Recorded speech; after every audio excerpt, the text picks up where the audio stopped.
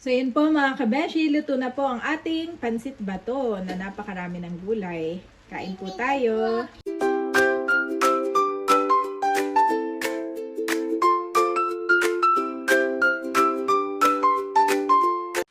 Kamusta mga kabeshi? Welcome back sa aking YouTube channel. And for today's vlog po, magluluto tayo ng pansit bato. Hiwain ko na po itong ating sibuyas.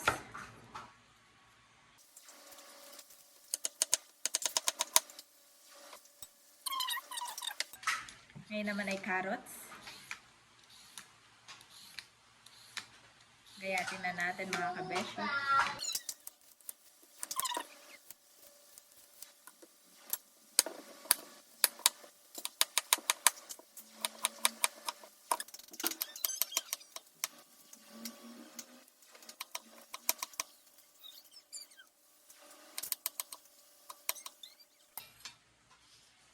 Okay na po itong ating carrots. At syempre hindi mawawala ang Baguio beans.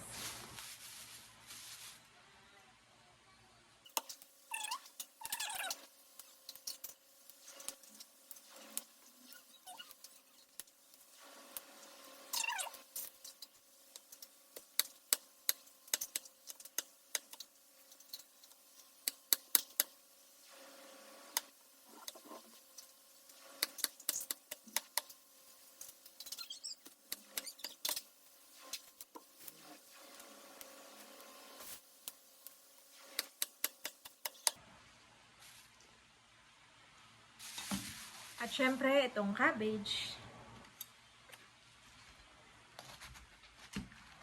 Ayan. Ang aking pong luto ay good for 4 person. Dahil si Bobby naman ay baby pa.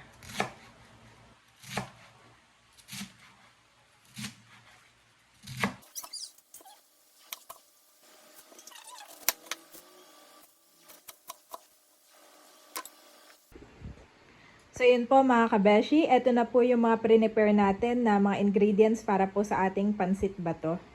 Yan, meron tayong carrots at saka itong Baguio beans. Chicken po. Bawang sibuyas, saka oyster. At itong cabbage. At syempre itong pansit bato. Bale, ito nga po mga kabeshi ay galing pa sa Bato Camarines Sur. At ito nga po ay kaya tinawag na pansit bato dahil sa kanyang thick saka chewy texture. Ito nga po ay ini-air dry sa araw, binibilad. At pagkatapos ay yan, pansit bato na po. Matagal na po ito. Every time na uwi kami ng Bicol, hindi pwedeng magdadala ng pansit bato. From Bato Camarines Sur. Lutuin na natin. Magluluto na po tayo mga kabeshi. Bali, unahin ko na yung bawang sibuyas.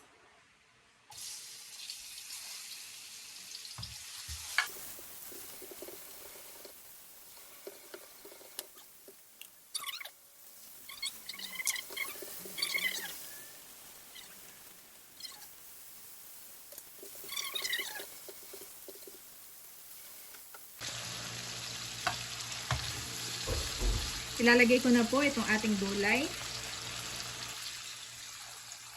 Baguio beans at carrots.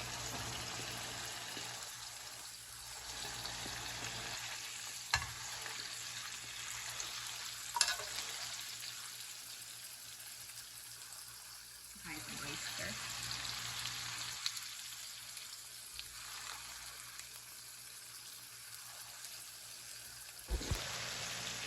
At haluin na natin mga kabeshi.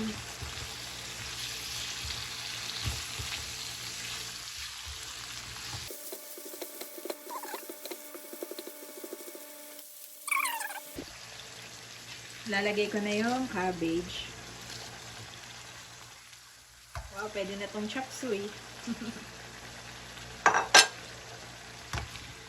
Nakakamiss po ang gulay.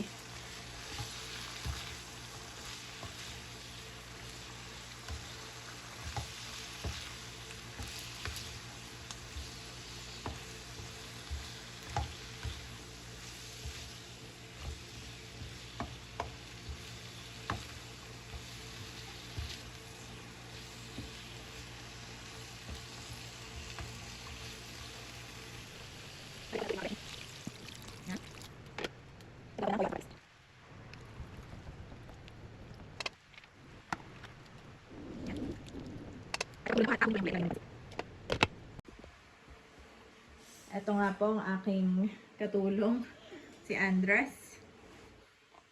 You want to eat banana? At ito nga po ang aming kinakain-kain, banana. Pwede na po si Andres na ito. Saba. Si Bobby lang yung hindi ko masyadong pinapakain ng saba. Bobby never fight the saba, mommy. Eating the saba.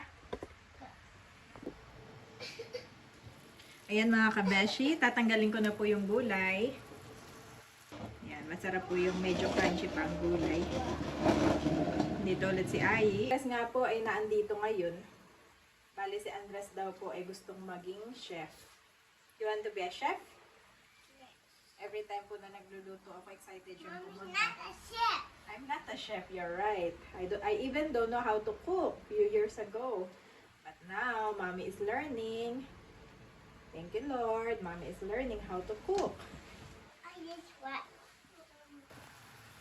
At natanggal na po natin yung ibang gulay, mga kabeshi. May natira lang na mga konti. Yan. At ilalagay ko na nga po itong ating pansit.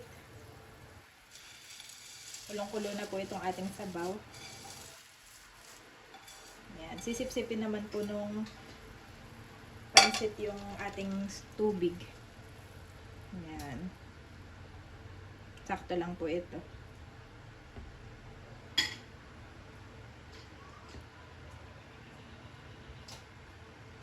At saka ko po ibabalik yung ating gulay.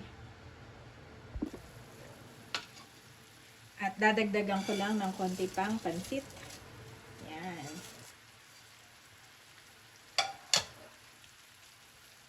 Yan na, sinisip-sip na mga kabeshi.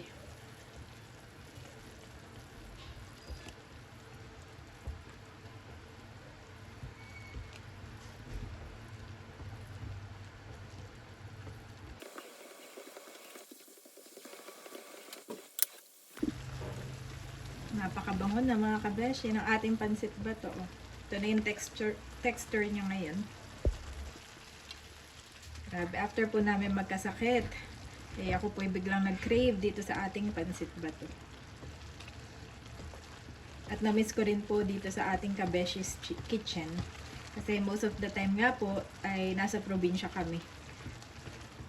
Doon po kami nagbablog ni Daddy. Ngayon nga pong March, after po ng aking birthday, ay pauwi po ulit kami doon. At marami po doong aasikasuhin pa.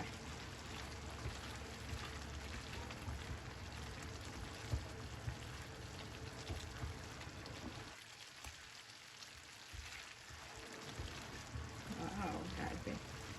Konting kulo pa. Ayan po.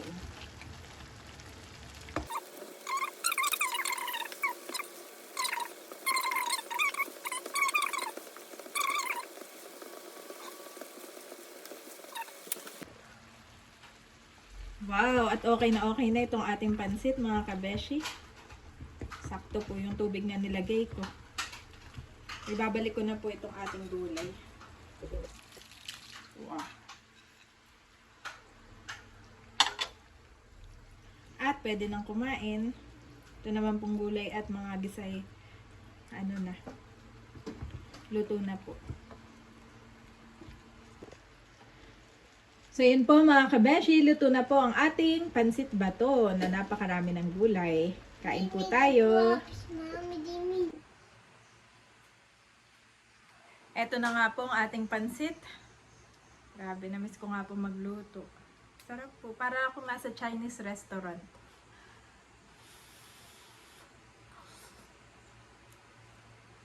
Grabe.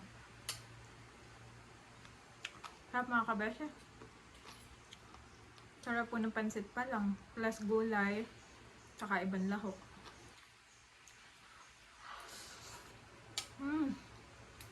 Sarap po mga kabesh. Kain po tayo. Thank you Lord for the food. Tatawagin ko na po sila Daddy. Hi. Pray na si Ai.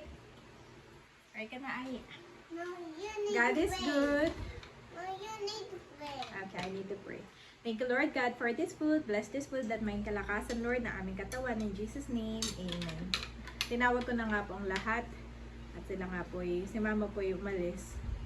Where's Mom Sonia? I don't know. You need to call Mama Sonia. Carrot and pancit. Carrots and pancit only? You want rice? No. Carrots and pancit? Okay. Favorite nga po ng mga kids ang carrots. Hot. Hot pa.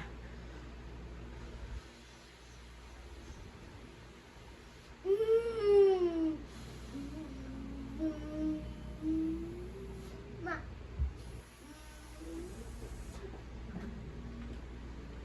Hot. Hindi na hot.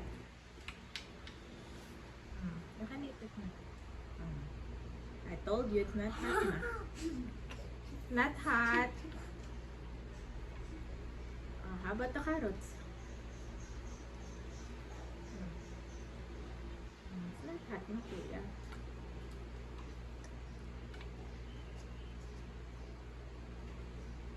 Favorite po ito ni Andres.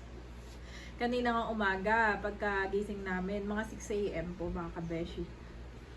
Si Andres po yung naghahanap agad ng rice, saka chicken. Those past few days kasi hindi siya masyado nakakain, kaya siya gutom na gutom.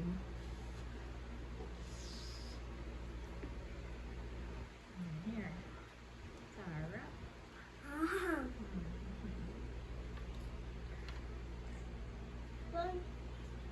That was all my mama. Carrots only.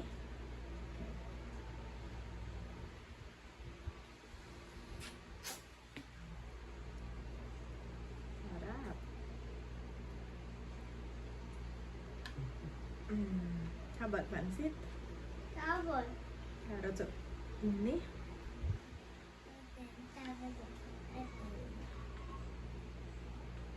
Sarap naman kasi talaga ng carrots. Manamis-namis. Ang lasa niya.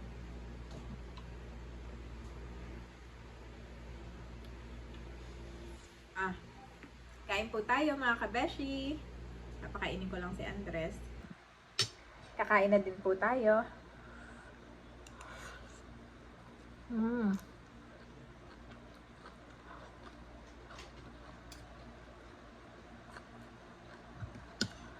Sarap.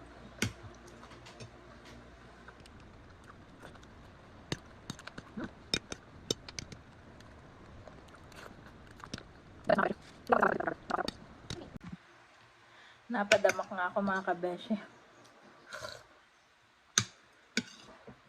Masarap talaga yung hindi masyadong dry. May sabaw-sabaw pa. Si Andres naman ay maubos na yung pagkain niya.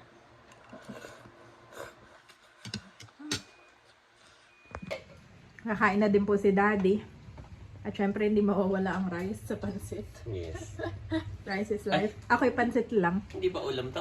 Ulam. Pero ako'y nagpansit lang. Walang rice. Ako'y parang gusto ko lang yung medyo light pa. Kain po tayo. Okay na ba yung pakaramdam mo, Daddy? Yep, yung ulo na lang, masakit lang ulo. Si Daddy kumakain na din. Kain po. At si my boy, at mauubos na niya, Daddy. Favorite pa din ni Andres naman ng pansit. Ang mama kumain na rin. Hindi pa. Si Mama ay umalis. Okay na yung tiyang ko. Yung ulo ko lang masakit. Sarap, mami. Kain po tayo. Parang Chinese. Mm. Hindi dry, Daddy, no? Dahil pati yung gulay. Kaya. Marunong na ako magluto ngayon ng pansit after how many tries. Na-master ko na yung sa gulay.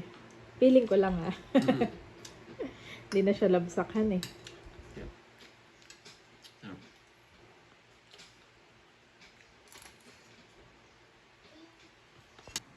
Kumakain na din po si Mama Sonia. At saan ka nang galing, Mama? Wala ba? Sa labas lang. Ayan ay pansit ba to?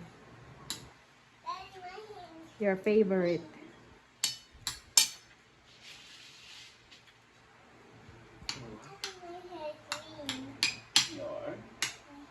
Si Mama Sonia po ay nagkasakit din. Pero ngayon ay okay na daw siya. Okay ka na po, Mama, han eh.